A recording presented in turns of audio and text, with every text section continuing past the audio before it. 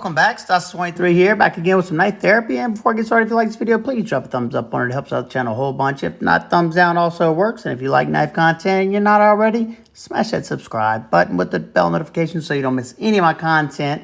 All right, today was one of my Amazon Knife of the Month picks this month.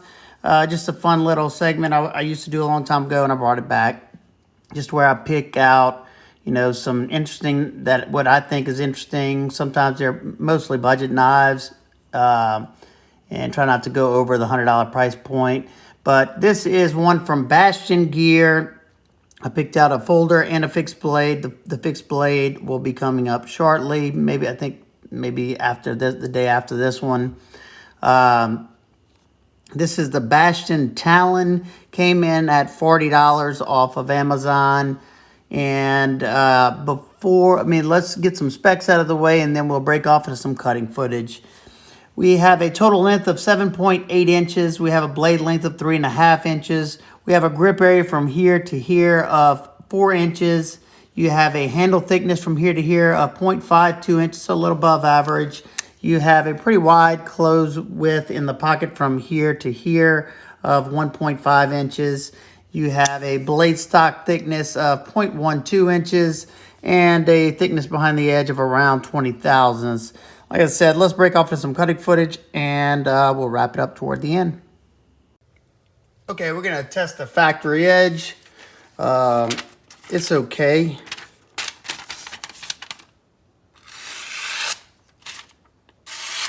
Just cutting phone book paper reliably, but let's see how it does.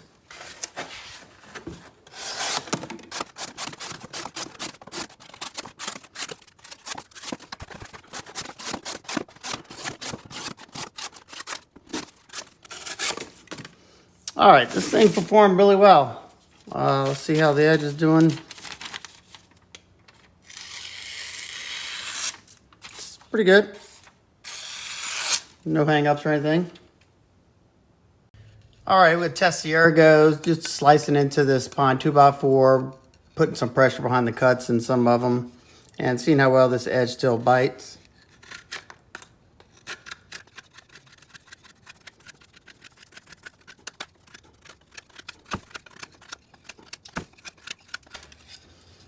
Alrighty, I think it did rather well.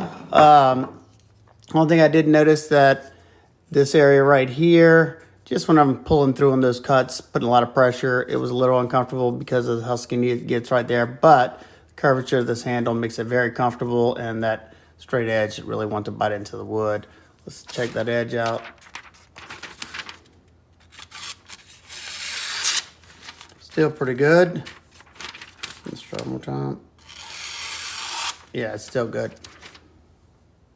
Okay, we're going to cut up several different materials. First, we're going to cut up this saddle leather, very thick leather. This rubber garage gasket material. Some denim. We'll cut up a little bit of this. Some 3/8 bungee. And 1/2 inch dense tubing, very dense, and 1 inch with mesh in the inside of it. Get started on the leather first, using that tip.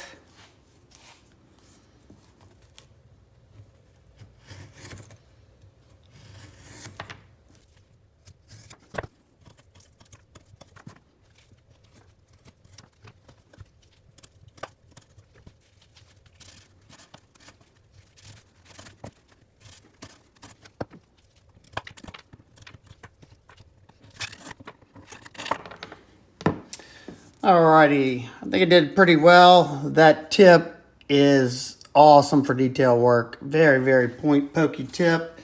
Let's see. I didn't cut up all the denim because I needed it for another knife. It did struggle through it a little bit.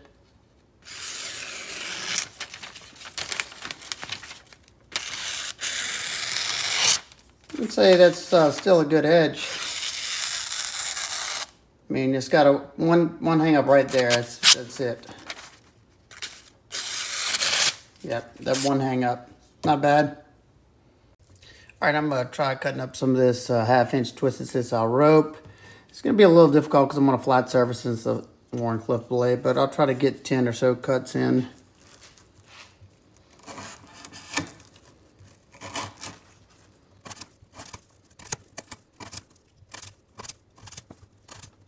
I've got 10 cuts in.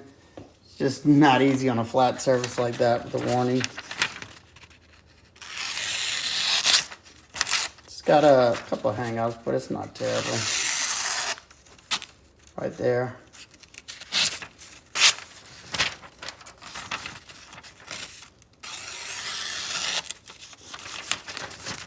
Remember, this is the factory edge too.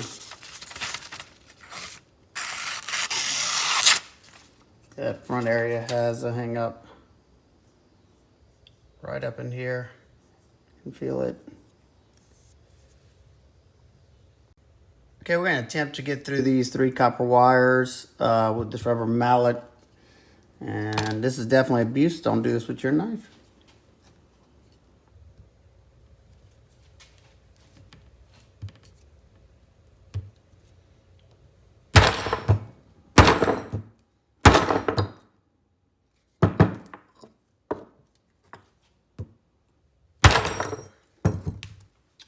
Okay, got through it. And, well, it doesn't look like it damaged it really. The edge is just not super sharp anymore, so I struggled a little bit. Yeah, I got a little damage. You can see. Let's see. I think.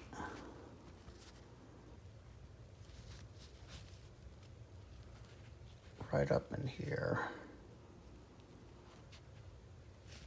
Let's see what it's like.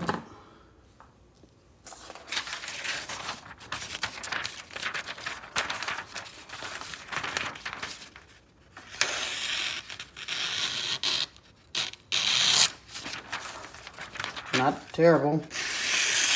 I had 4 more expensive knives do terrible. Yeah, I got a catch right there. That's about it. So I call that a pass. All right, we're gonna do a little bit of impact testing on this aluminum bar stock right here. We're gonna do 3 strikes into it. See if I could find a decently. I'll try to do it right up in here, toward the middle of the blade.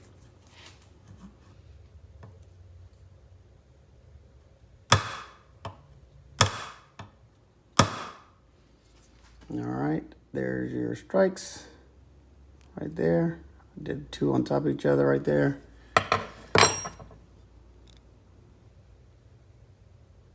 And I don't see anything crazy. Let's see how it cuts. Do a full edge cut. Yep, it didn't even affect. Wow, pretty impressive. Call that a win. Alrighty, I gotta say, I was rather impressed with this knife. I've seen knives a lot more expensive than this in D2 do a lot worse than this one. Let's take a close look at this. You have this nice Talon blade shape, Warncliffe blade shape right here. Harpoon Talon right there.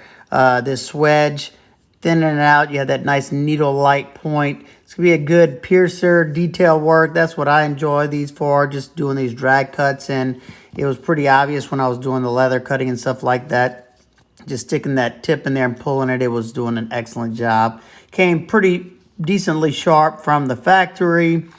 And you got this, you know, I don't know what this coating is. I'm sure it's just a cheap coating. But it pretty good. I mean, it's scratched up a little bit, but none of it is straight through there. I didn't cut up any cans or anything. But like I said, I think did all right. You have a somewhat of a sharpening tool right here. Edge termination goes all the way to the back. You know, it's not terrible. You'll probably have a little bit of smile. You can already see one kind of forming back right here. On this side, you have the blade steel D2. You have dual thumb studs along with a flipper for deployment. You do have some jimping right there. The jimping is just aesthetic, absolutely no grip, but you have this like little scoop area where this ramp comes up right there, and I really felt locked in whenever I was in this saber grip like this. Close it up. You have flipper tab and the thumb stud. Thumb studs are easy to access. Nice action on bearings. There you go. It works better with the push button, but you can light switch it as well. It just doesn't come out as fast. I'd give the action, you know, it's smooth, kind of drop shut. Let's see. Got a little bit of side to side right now from the testing. I didn't have that in the beginning. No up and down at all. He said it is riding on bearings. I don't know if they're stainless or ceramic. I didn't take this apart. Close it up. You have G10's Peel Ply G10 on here. That's actually pretty smooth. You don't have a whole lot of grip on that. I mean, a whole lot of extra texture, but it was just fine. It didn't feel like I was sliding around my hands. Black hardware, T6 on the body, T8 on the pivot. One thing I will note that I have owned a Bastion a long time ago, and unless they have fixed it, their hardware was pretty soft. You just got to be careful. Make sure you know, you're using a good driver and don't over torque it so you'll strip it. You do have a backspacer. I can't tell if that's G10. It kind of feels like plastic, but then looks like G10, so we'll call it G10. You have some gear texture right here that gives you more traction than the jimping right here. You have a lanyard hole right there, and your clip is not deep carry, and it's only tip up right hand carry only. Let's see what it looks like in the pocket. It is kind of a pocket hog, but as a workman's beater, I think it's fine. That's what's sticking out. Not bad. You still have something to grab a hold to, and it does go in the pocket nicely. Got enough ramp and enough to fit thicker material underneath there. You do not have any skeletonization on the stainless steel liners that are also coated black. So it is a little bit scale heavy. Let's see. There's the balance point right there. You'd want to see it, you know, usually up in this area. So it does feel a little bit of handle heavy. Let's see what the actual weight is.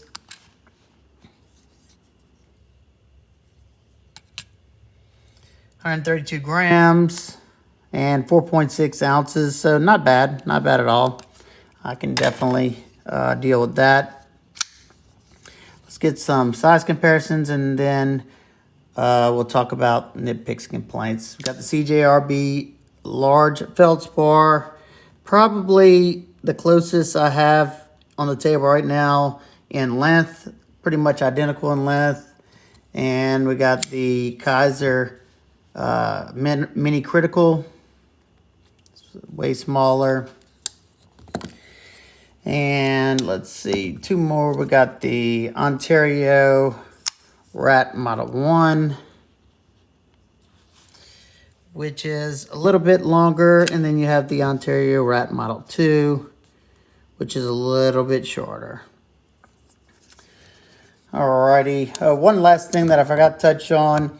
I have to say the ergonomics were pretty darn good, especially being this is flat scales. They do have a deep chamfer, no sharp edges on there. But anytime I have a handle that like slopes in the back right here, it really fits the hand good, especially when you have it like this. And then this little scoop right here in the blade had some good grip. And I felt like I get a lot of power behind the cut. So for being flat scales, I think it was rather comfortable. Nitpicks, complaints. For the price tag, you know, I don't think there's too much wrong. You know, they could have gave me a little bit more of a sharpening tool right there, so I wouldn't have a smile at the end. The blade did come a little off-centered. It's not rubbing, and I haven't tried to fix it, so maybe that would get rid of some of the wiggle. Let's see. I think I actually got a driver right here. Let's check it out. I think we got a free spinning pivot. Did I fix it? I can't see. Let me put some pressure on this blade so I can tighten this up. right, I don't know.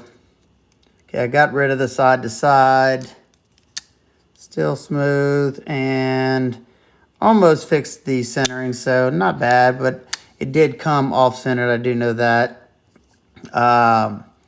The handle's a little heavy, but other than that, you know, $40. I think this thing did pretty dang good. You know, chopping those copper wires and doing the impact testing. I've had D2 just completely get smushed in the edge, and this one did pretty darn good. I mean, this is the edge now. I didn't do anything to it. There's no, like, major. You can see right up in here where I did some of that impacting, but nothing major. So, you know, overall, I think if you like the knife, like the overall aesthetic, for 40 bucks, I really don't think you can go wrong, especially as like a work knife. It's rather comfortable. It's decently smooth. Lockup on my particular one is solid, no up and down, just a little bit of side to side earlier, but after tightening it up, it's fine now. So there you go. That is the first of my EDC Knife of the Month picks. You know, I'd say, like I said, if you like it, I'd say go for it. So if you have any questions, comments, concerns, please leave them down below. And y'all stay tuned for this fixed blade. This was the other in the Amazon Knife of the Month picks. This one's coming up tomorrow, the day after I upload this one. All right, I'll see y'all on the next one. Peace.